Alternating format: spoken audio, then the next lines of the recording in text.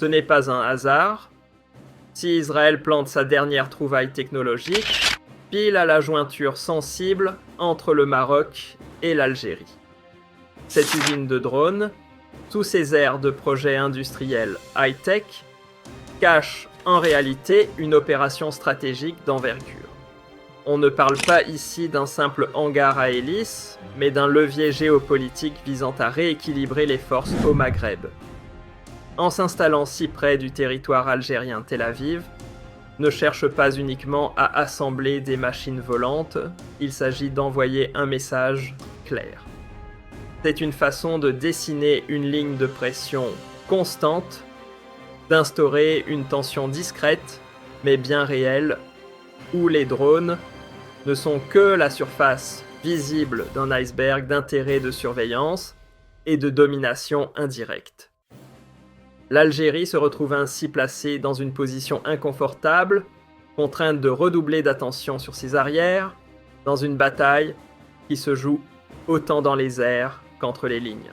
Dans un monde où la majorité des capitales peinent à bouger sans l'aval de parrains étrangers, l'Algérie, elle avance à contre-courant. Peu de nations arabes ou africaines peuvent encore se targuer de décider seules, sans prêt-à-penser, dictée de l'extérieur. Mais pour Alger, cette liberté de cap n'est pas un slogan de façade. C'est le fruit d'une histoire douloureusement conquise. Née dans le tumulte d'une guerre d'émancipation, marquée au fer rouge par les sacrifices, l'indépendance algérienne est une conquête viscérale. Elle s'est ancrée au fil du temps dans l'ADN d'une armée forgée pour plus qu'un rôle militaire, une institution investie d'une mission sacrée. Défendre la souveraineté, porter la mémoire de la lutte et incarner l'esprit de résistance d'un peuple qui n'a jamais courbé l'échine. Quand un pays réunit sous ses pieds des trésors énergétiques à perte de vue s'étend sur des milliers de kilomètres de sol stratégiques et compte sur une jeunesse débordante de potentiel, il devient vite un sujet de conversation gênant dans les salons feutrés de certaines puissances. Ce n'est pas de l'admiration, non. C'est de l'inquiétude polie, du calcul discret. Car voir l'Algérie gravir les échelons de l'influence dérange ceux qui préféreraient la voir rester à leur portée docile et prévisible. Dans un monde où les ambitions sont souvent masquées derrière des sourires diplomatiques, il n'est guère étonnant que tant de regards se braquent sur elle. Certains avec respect, d'autres avec envie. Depuis que l'Algérie a repris ses clés après la colonisation, les tempêtes n'ont jamais cessé de souffler.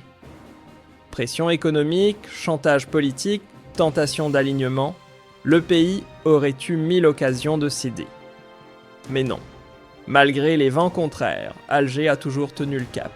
Fidèle à son héritage, elle n'a jamais tourné le dos à la cause palestinienne, a privilégié le dialogue au chaos dans sa région et s'est tenue à l'écart des pactes militaires qui l'auraient privé de sa liberté d'action.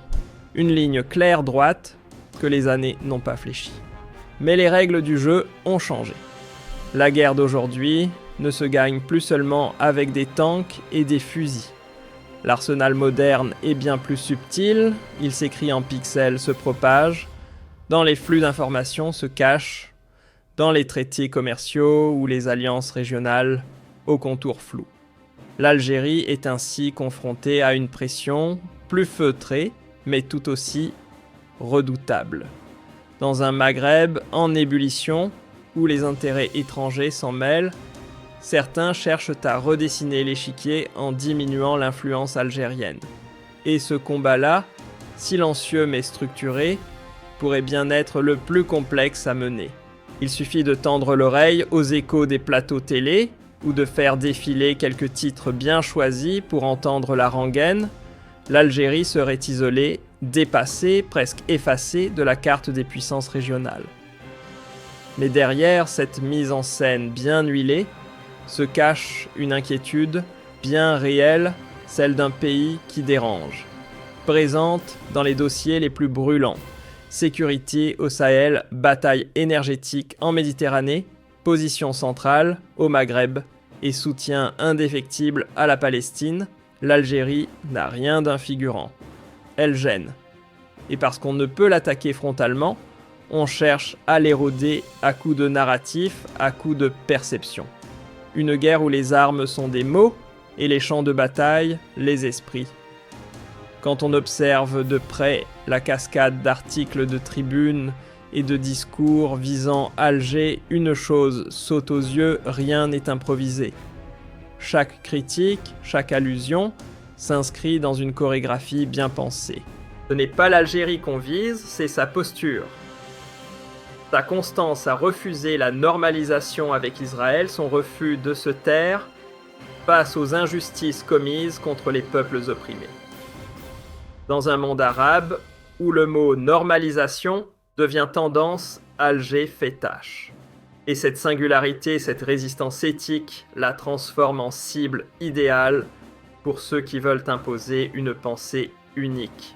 L'Algérie devient alors l'ennemi des discours bien rangés et l'obstacle à la diplomatie de confort.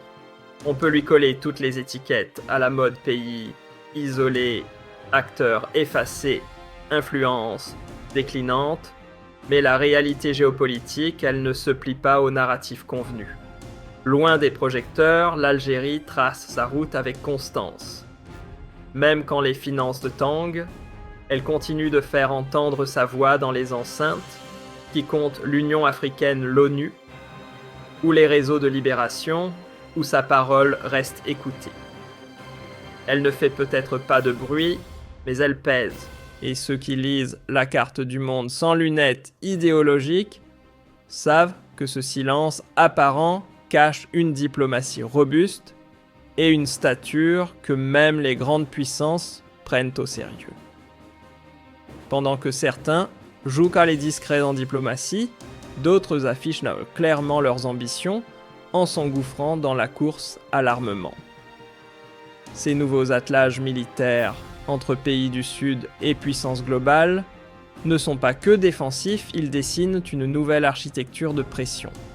Derrière les partenariats techniques se cache souvent un objectif plus nuancé, créer un contrepoids capable de ralentir ou de neutraliser les positions de l'Algérie sur des sujets qui dérangent du Sahara occidental au gaz, en Méditerranée en passant par la migration. Un jeu d'échecs stratégique où chaque alliance est un pion avancé sur l'échiquier régional. Aujourd'hui, les affrontements ne passent plus forcément par des uniformes ou des bataillons. La vraie bataille se joue ailleurs dans les esprits, dans les réseaux, dans l'agencement méticuleux d'un climat où l'Algérie finirait par se battre contre elle-même. Pas besoin d'invasion pour affaiblir un pays. Il suffit de rendre l'atmosphère irrespirable, de le contraindre à vivre sur la défensive à force d'usure stratégique. À cela s'ajoutent les coups portés de l'intérieur, attiser les tensions sociales, grossir les fissures économiques, faire croire que l'État vacille. Les plateformes numériques deviennent alors les nouveaux champs de bataille, inondés de rumeurs toxiques et de récits bien ficelés. Un mouvement local devient soulèvement national, une critique isolée devient preuve d'un effondrement imminent. Le but ?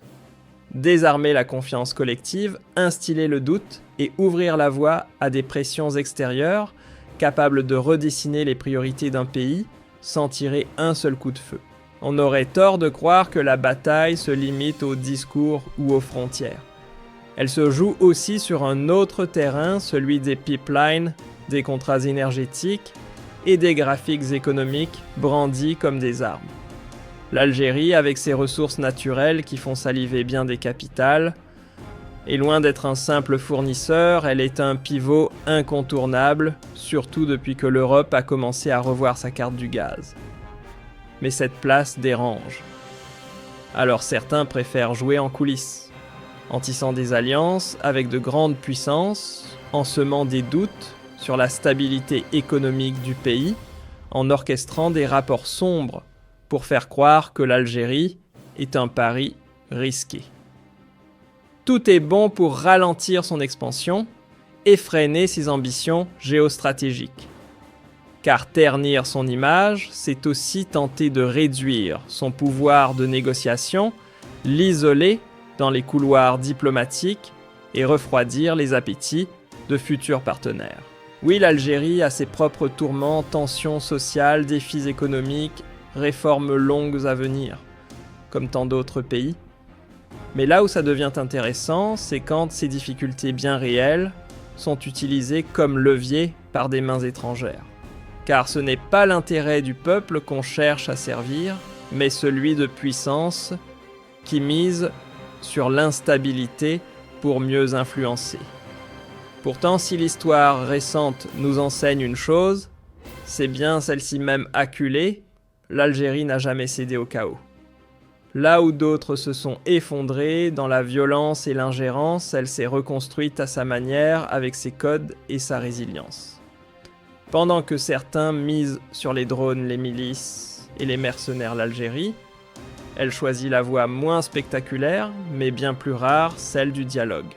Dans des régions minées par l'instabilité, comme le Sahel, elle préfère tendre la main que lever le poing. Et c'est justement cette posture rationnelle, pacifique, dérangeante pour certains, qui l'oppose sans l'afficher à ceux qui tirent d'un profit du désordre. Car pour ces acteurs de l'ombre, la paix est une menace. Le calme est un obstacle. Et une Algérie influente sans recourir à la force, c'est un contre-exemple qu'ils aimeraient bien faire taire. Non, le tir n'est pas venu au hasard. Si l'Algérie se retrouve dans le viseur, ce n'est pas par accident diplomatique, mais parce qu'elle dérange. Parce qu'elle pense par elle-même. La stratégie ici est limpide. Lui couper l'élan, la forcer à courir derrière les événements plutôt qu'à les devancer. En la maintenant en mode réaction, on tente de l'empêcher de jouer sa propre partition sur l'échiquier régional. Et derrière cette manœuvre se cache un objectif plus vaste, la bataille de leadership au Maghreb, où chaque geste compte, chaque silence est lu, et chaque recul devient une victoire pour l'autre camp. Dans ce jeu d'influence, certains pays avancent masqués. Leur ambition: se vendre comme passerelle idéale entre l'Afrique et l'Europe, tout en repoussant doucement mais sûrement l'Algérie hors du cadre. Comment? En biaisant le récit. En bombardant les écrans de récit, où Alger devient inefficace, dépassé à côté de la plaque. C'est une opération de cartographie mentale, redessiner les lignes d'influence, sans jamais ouvrirement nommer le plan. Et pendant que les projecteurs sont braqués ailleurs, l'Algérie se voit lentement poussée en coulisses, dans l'ombre d'un récit qu'elle n'a pas écrit. À l'heure où certains changent de cap comme on change de costume, l'Algérie, elle reste droite dans ses bottes. Son soutien indéfectible à la cause palestinienne, non pas comme un outil de négociation, mais comme un engagement de principe, fait grincer bien des dents. Dans un monde arabe, où la normalisation avec Israël devient pour certains une stratégie de pouvoir, Alger choisit de ne pas suivre la tendance. Résultat, elle se retrouve dans le viseur de ceux qui aimeraient que cette voix dissonante se taise ou du moins s'aligne. Derrière les discours policés sur le réalisme géopolitique se cache parfois une opération bien plus structurée, isoler l'Algérie. Quand on l'accuse de ne pas être dans le ton ou de camper sur des positions anachroniques, ce n'est pas innocent. Cela s'inscrit dans une stratégie plus large, minutieuse, qui vise à affaiblir sa souveraineté. Et les faits sont là, avec la multiplication des pactes militaires dans la région et la présence d'une usine de drones israélienne à quelques encablures de sa frontière ouest, un schéma se dessine, celui d'un encerclement progressif technologique symbolique et bien sûr politique. Non, l'Algérie ne tombe pas dans le piège, car ce harcèlement stratégique, ces tentatives d'isolement ou de provocation militaire ont un but clair, la pousser à courir derrière une spirale d'armement ou à diluer ses positions indépendantes sous pression. Mais Alger ne joue pas ce jeu-là. Elle sait que la véritable puissance ne se mesure pas à la taille de l'arsenal, mais à la cohérence d'une vision, à la solidité d'un peuple derrière son armée. Et à une capacité rare aujourd'hui, celle de décider seule sans tuteur ni marionnettiste. Ce n'est pas seulement sa sécurité qu'on tente d'atteindre, c'est son ADN. Car l'Algérie, c'est bien plus qu'un pays. C'est une mémoire vivante, un peuple marqué par l'épreuve, bâti sur les cicatrices d'une lutte qui a forgé son identité. Et c'est précisément cette force intérieure que ses adversaires cherchent à fissurer. Sauf que la réponse algérienne ne se limite pas à une parade militaire, elle s'élabore dans une stratégie complète qui mêle diplomatie habile, communication intelligente, souveraineté économique et surtout une vision nationale claire, enracinée dans l'histoire, mais tournée vers l'avenir. Ce que certains perçoivent comme une tentative d'étouffement, l'Algérie le transforme en accélérateur de puissance. Loin de se replier, elle convertit chaque coup en tremplin, chaque attaque en opportunité pour asseoir davantage son influence régionale et internationale. Car derrière l'hostilité déguisée se cache une mécanique bien rodée, un plan à plusieurs niveaux où s'entremêlent guerre de l'image, pression économique, manœuvres diplomatiques et calculs militaires. Une stratégie tentaculaire pensée pour contenir, ralentir, voire neutraliser l'ascension d'un acteur qui refuse de se plier. Ce que nous voyons n'est pas un désordre improvisé, mais une architecture complexe pensée pour une efficacité maximale. Aucun geste n'est laissé au hasard. Chaque construction industrielle, chaque alliance sécuritaire, chaque pic médiatique s'inscrit dans une logique coordonnée. À la racine de cette dynamique, une inquiétude partagée, celle de voir l'Algérie s'imposer comme pivot incontournable entre l'Afrique et la Méditerranée. Car sa position géographique, ses ressources énergétiques et sa constance diplomatique dérangent. Dans cette logique, rien n'est anodin, la base de drones israéliennes à la frontière. Les pactes militaires régionaux en expansion, les vagues successives d'attaques numériques et médiatiques, tout s'agence comme les pièces d'un échiquier où l'objectif n'est pas la guerre frontale, mais l'encerclement silencieux stratégique, à peine perceptible, mais redoutablement efficace. Aujourd'hui, les conflits ne rugissent plus uniquement dans les tranchées ou sous les drapeaux. Ils s'infiltrent ailleurs dans les réseaux, les récits, les flux économiques et les lignes de code. L'Algérie, forte d'un passé forgé dans la résistance et d'une armée solidement enracinée dans sa souveraineté, se retrouve au cœur d'une bataille polymorphe. Ici, l'objectif n'est plus d'envahir, mais de pousser à la dérive. Grignoter ses marges d'indépendance, forcer des concessions idéologiques, faire plier une diplomatie trop autonome au goût de certains. Ce n'est donc plus une question de conquête de territoire ou de domination militaire. Ce qui est en jeu, c'est l'essentiel, sa liberté de décision. Sa capacité à dire non. Son rôle d'acteur stable dans une région instable. Et surtout son aptitude à défendre ses richesses stratégiques sans se soumettre au modèle imposé de l'extérieur.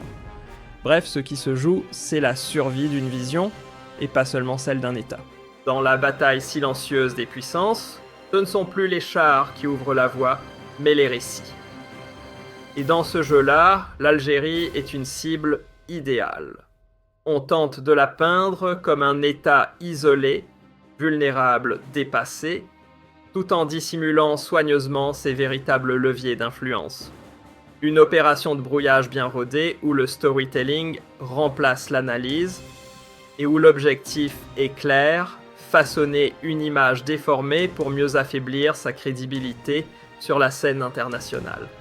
Pourtant, quand on gratte la surface médiatique et qu'on regarde les faits froidement, la réalité raconte autre chose. L'Algérie pèse. Elle reste un pilier au sein de l'Union africaine, une voix écoutée à l'ONU, et un acteur respecté pour sa constance diplomatique et son attachement indéfectible aux causes justes de la Palestine à la souveraineté régionale. Ce grand écart entre l'image projetée et la réalité stratégique résume parfaitement notre époque, un monde où ceux qui manipulent les récits gagnent souvent sans tirer une balle. Et dans ce théâtre d'ombre numérique, affaiblir un pays passe d'abord par la gestion de sa perception. Car influencer les esprits, c'est déjà déplacer les rapports de force. L'Algérie n'est pas à l'abri des turbulences intérieures. Comme toute nation, elle jongle avec des défis bien concrets, pression démographique, tensions sociales, instabilité économique. Mais là où la situation se corse, c'est quand ces réalités internes deviennent des opportunités rêvées pour ceux qui aimeraient y voir le pays chanceler. Car chaque difficulté locale peut être grossie, chaque manifestation peut être scénarisée, chaque débat politisé non pour informer mais pour fragiliser. La véritable force de l'État algérien, c'est justement là qu'elle se mesure dans sa capacité à garder la tête froide face aux turbulences à lire entre les lignes de la manipulation et à transformer les secousses internes en levier de transformation.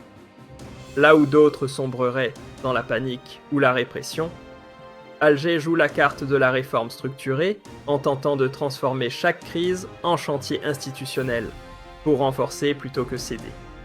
Ce que d'autres qualifieraient de failles, l'Algérie choisit d'en faire des fondations.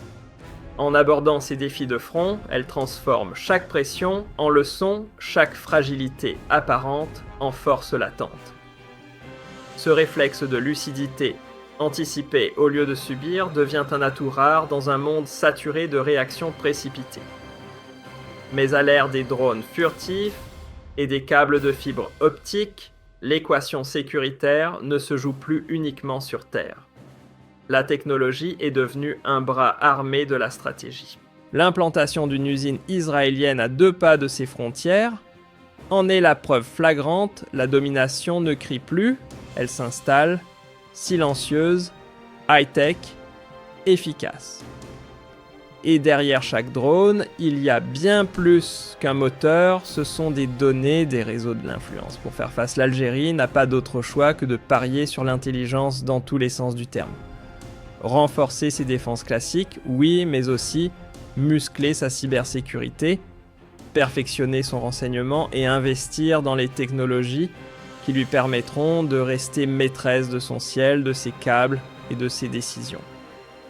C'est là que se joue la souveraineté du XXIe siècle, non dans le bruit des bottes, mais dans la maîtrise silencieuse des systèmes. Et cette bataille-là, personne ne la gagnera par accident. Au-delà des discours des alliances et des tensions géopolitiques, un autre levier structure la force de l'Algérie, son économie. Non pas une économie quelconque, mais une puissance enracinée dans un sous-sol riche en trésors. Entre les vastes étendues sahariennes, regorgeant d'hydrocarbures, ses gisements énergétiques stratégiques et son potentiel naturel encore sous-exploité, le pays ne se contente pas d'être un fournisseur, il est devenu un maillon essentiel de la chaîne énergétique mondiale. Évidemment, un tel rôle ne passe pas inaperçu.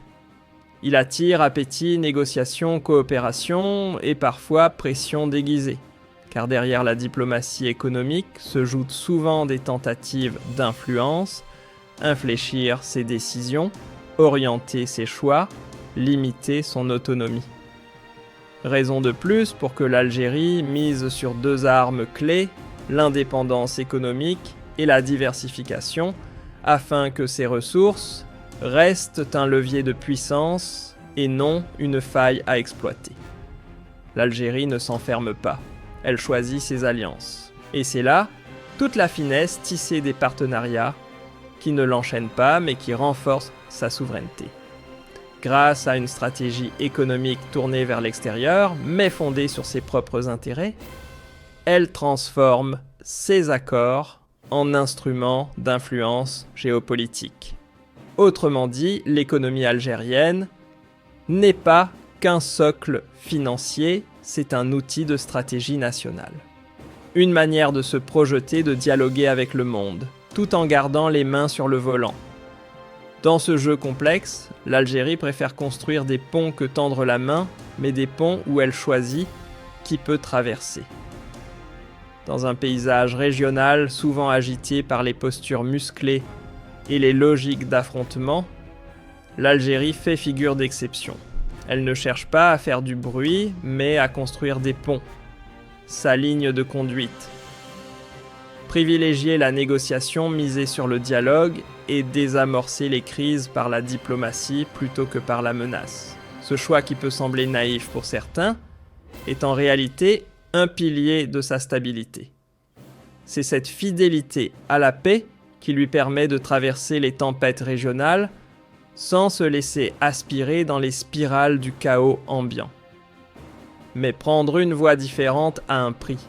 Cette indépendance diplomatique assumée ne plaît pas à tout le monde.